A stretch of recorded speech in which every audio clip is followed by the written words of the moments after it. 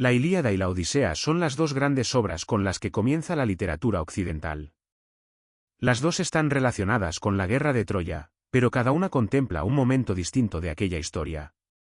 La Ilíada nos sitúa dentro de la guerra, ante las murallas de Troya. La Odisea comienza cuando la guerra ya ha terminado y los combatientes intentan regresar a sus hogares.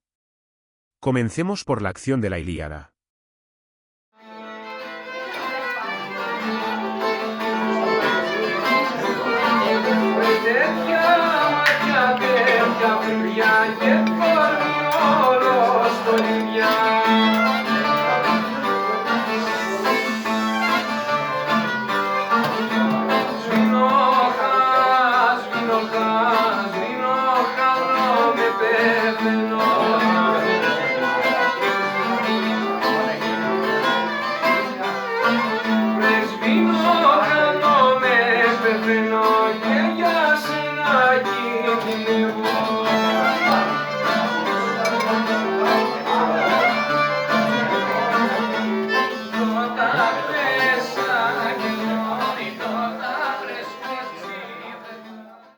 La guerra de Troya lleva casi 10 años prolongándose cuando estalla un enfrentamiento entre Aquiles y Agamenón.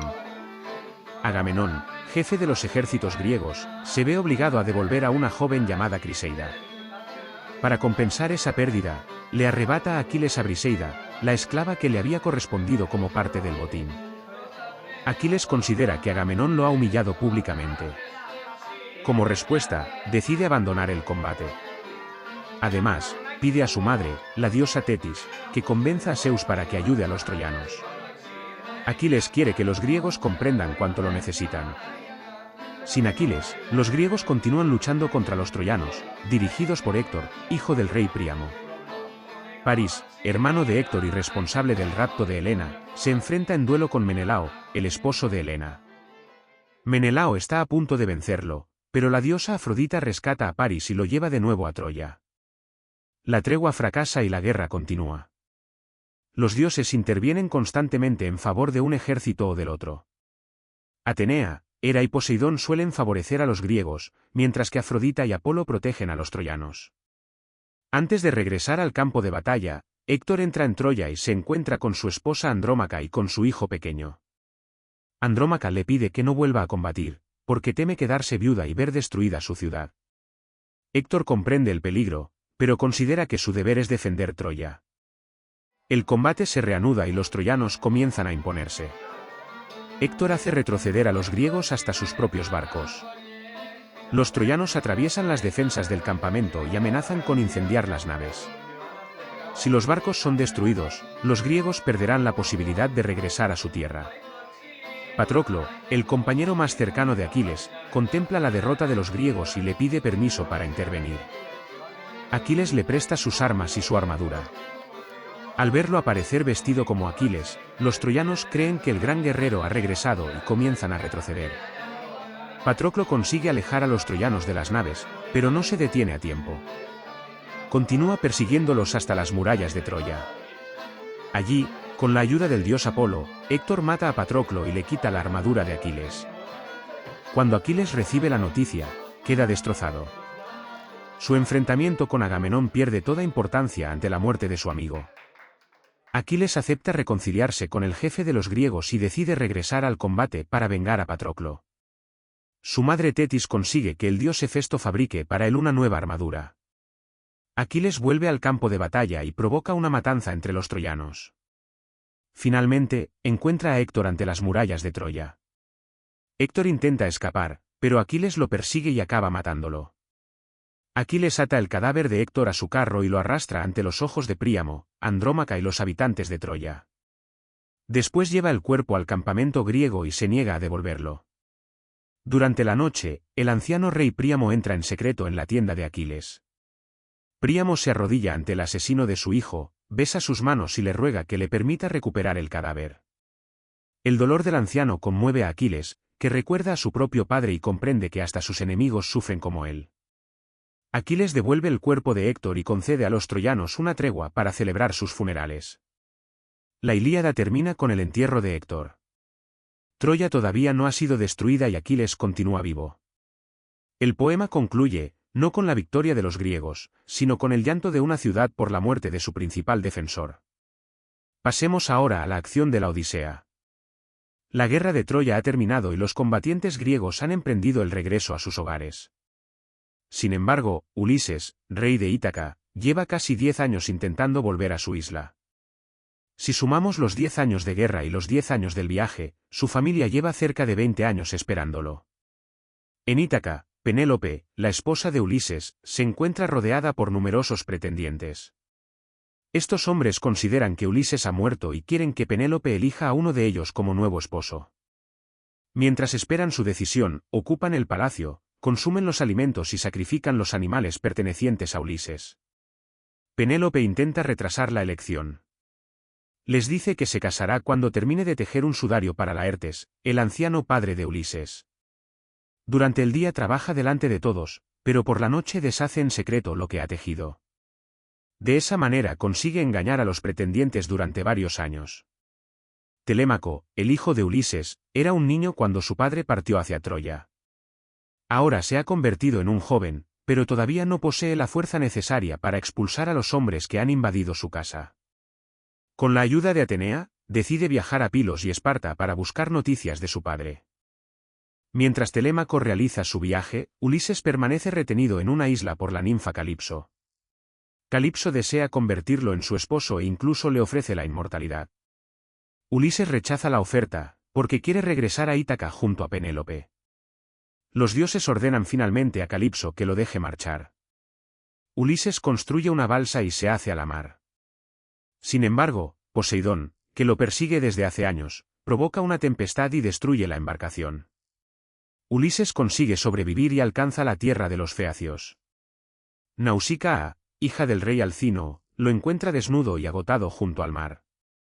La joven lo ayuda y le indica cómo llegar al palacio de su padre. Allí, Ulises es recibido como huésped y comienza a relatar las aventuras vividas desde que salió de Troya. Ulises cuenta que llegó con sus compañeros a la tierra de los cíclopes. Allí entraron en la cueva de Polifemo, un gigante de un solo ojo que los encerró y comenzó a devorarlos. Ulises le dijo que su nombre era Nadie. Después lo emborrachó y le clavó una estaca en el ojo. Cuando los otros cíclopes escucharon los gritos de Polifemo, le preguntaron quién le estaba haciendo daño. Polifemo respondió que nadie lo atacaba, por lo que los demás no acudieron en su ayuda. Ulises y sus compañeros escaparon escondidos debajo de los carneros del cíclope. Una vez a salvo, Ulises cometió una imprudencia. Reveló su verdadero nombre y se burló de Polifemo. El cíclope era hijo de Poseidón y pidió a su padre que castigara a Ulises. Desde ese momento, el dios del mar dificultó constantemente su regreso. Ulises también cuenta su estancia en la isla de la hechicera Circe, que convirtió a varios de sus compañeros en animales. Con la ayuda del dios Hermes, Ulises consiguió resistir su magia y obligarla a devolverles la forma humana. Más tarde, Ulises descendió al mundo de los muertos para consultar al adivino Tiresias. Allí encontró las almas de antiguos compañeros, héroes y familiares. También vio a Aquiles, quien ya no aparecía como el guerrero glorioso de la Ilíada, sino como un muerto que recordaba con nostalgia la vida perdida. Ulises logró pasar junto a las sirenas, cuyo canto atraía a los navegantes hacia la muerte. Ordenó a sus compañeros que se taparan los oídos con cera y les pidió que lo ataran al mástil del barco. De esa manera pudo escuchar el canto sin arrojarse al mar. También tuvo que atravesar el estrecho dominado por Escila y Caribdis. Escila era un monstruo que devoraba a los marineros, mientras que Caribdis formaba un remolino capaz de tragarse una nave entera. Ulises consiguió atravesar aquel lugar, aunque perdió a varios de sus hombres. Finalmente, todos sus compañeros murieron después de sacrificar los animales sagrados del dios Helios. Ulises quedó solo y llegó a la isla de Calipso. De esa manera termina el relato que el protagonista hace ante los feacios. Conmovidos por sus sufrimientos, los feacios conducen a Ulises hasta Ítaca mientras duerme. Cuando despierta, Atenea lo transforma en un anciano mendigo para que pueda entrar en su reino sin ser reconocido. Ulises se encuentra con Telémaco y le revela su identidad. Padre e hijo preparan juntos la muerte de los pretendientes. Ulises entra disfrazado en su propio palacio y contempla cómo aquellos hombres maltratan a los criados y derrochan sus bienes. Penélope anuncia finalmente que se casará con el hombre que consiga tensar el arco de Ulises y hacer pasar una flecha por los agujeros de 12 hachas. Ninguno de los pretendientes consigue siquiera tensarlo. El mendigo pide entonces que le permitan intentarlo. Ulises toma el arco, lo tensa sin dificultad y supera la prueba. Después se vuelve contra los pretendientes. Con la ayuda de Telémaco y de algunos servidores leales, los mata y recupera el dominio de su casa. Penélope se muestra prudente y no acepta inmediatamente que aquel hombre sea su esposo. Para comprobar su identidad, ordena que saquen de la habitación el lecho matrimonial. Ulises responde que eso es imposible, porque él mismo construyó la cama alrededor del tronco de un olivo, por tanto, no puede moverse. Ese secreto solamente era conocido por los dos esposos. Penélope reconoce entonces a Ulises y ambos se reúnen después de 20 años de separación. El largo viaje termina con la recuperación de la casa, la familia y el reino. Aunque la Ilíada y la Odisea están relacionadas con Troya, las diferencias entre ellas son profundas. La Ilíada sucede durante la guerra, mientras que la Odisea se desarrolla después de la guerra. La primera obra se concentra en un espacio reducido, formado por la ciudad de Troya, el campamento griego y la llanura situada entre ambos lugares. La Odisea recorre un mundo abierto de mares, islas, palacios, cuevas y territorios sobrenaturales. La Ilíada tampoco cuenta la guerra completa. Su acción ocupa aproximadamente 50 días del 10º año del conflicto. No relata el rapto inicial de Helena, la construcción del caballo de madera, la caída de Troya ni la muerte de Aquiles. Esos episodios pertenecen a otros relatos del ciclo troyano. El asunto central de la Ilíada es la cólera de Aquiles y las consecuencias de esa cólera. Aquiles representa al guerrero que busca el honor y una gloria capaz de sobrevivir a su propia muerte. Sabe que, si permanece en Troya, morirá joven, pero su nombre será recordado para siempre.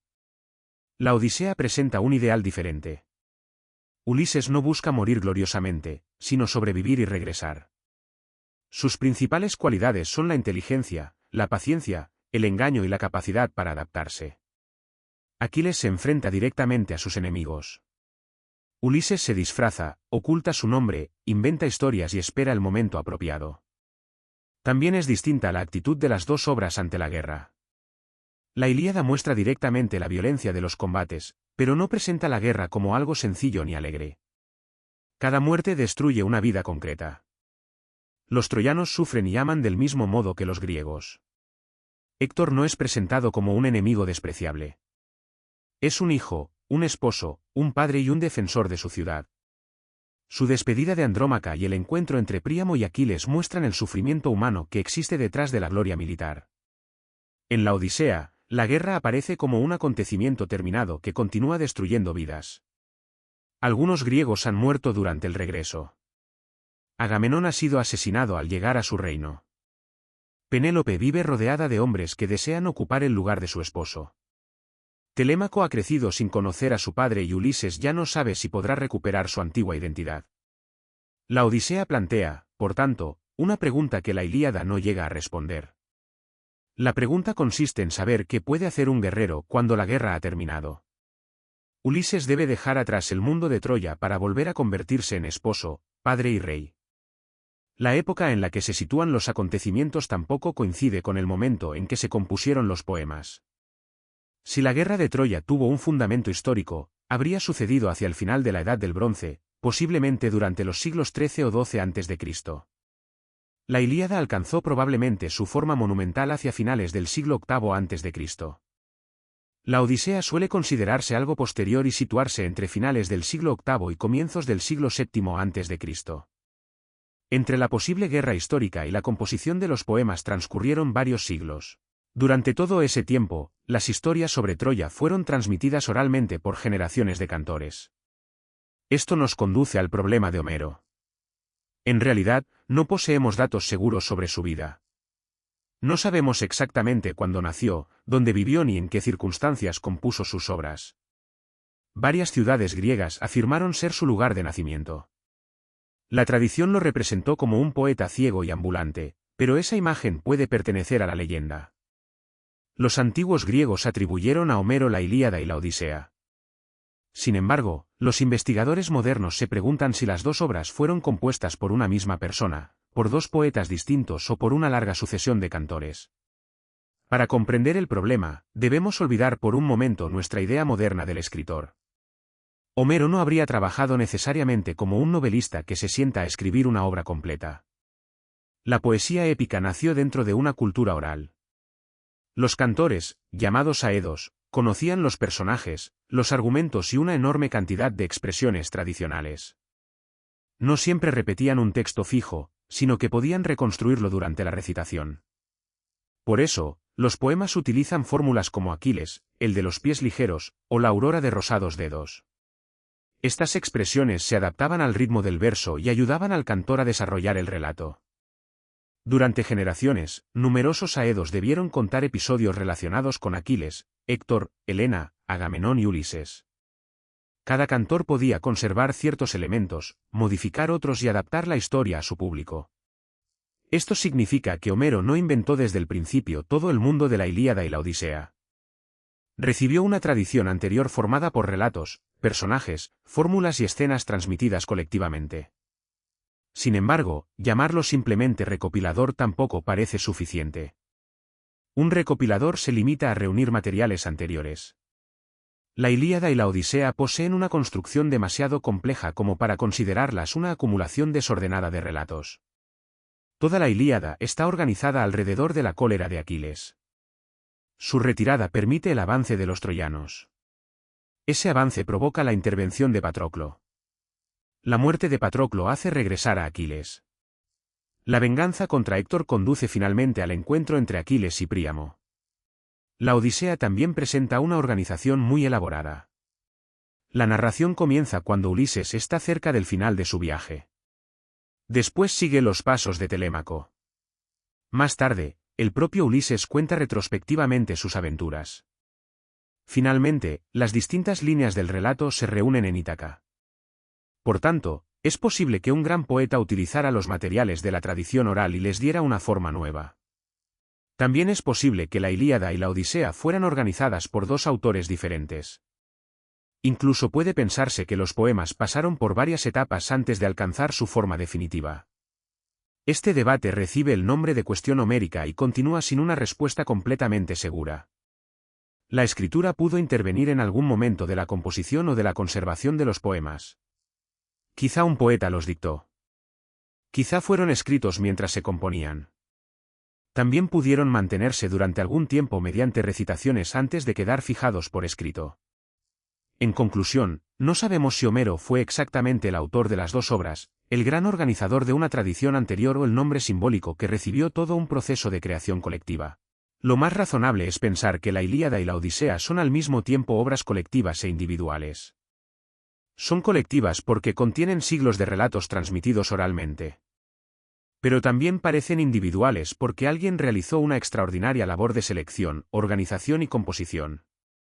La tradición proporcionó el mundo de Troya, pero uno o varios grandes poetas le dieron una forma perdurable. De esa tradición nacieron dos figuras opuestas y complementarias. Aquiles acepta una vida corta a cambio de alcanzar una gloria eterna. Ulises rechaza incluso la inmortalidad porque desea regresar a su hogar. Uno se enfrenta a la muerte para que su nombre no sea olvidado. El otro lucha por sobrevivir y volver a ser quien era. Entre los dos representan las dos grandes respuestas de la poesía homérica ante la fragilidad humana.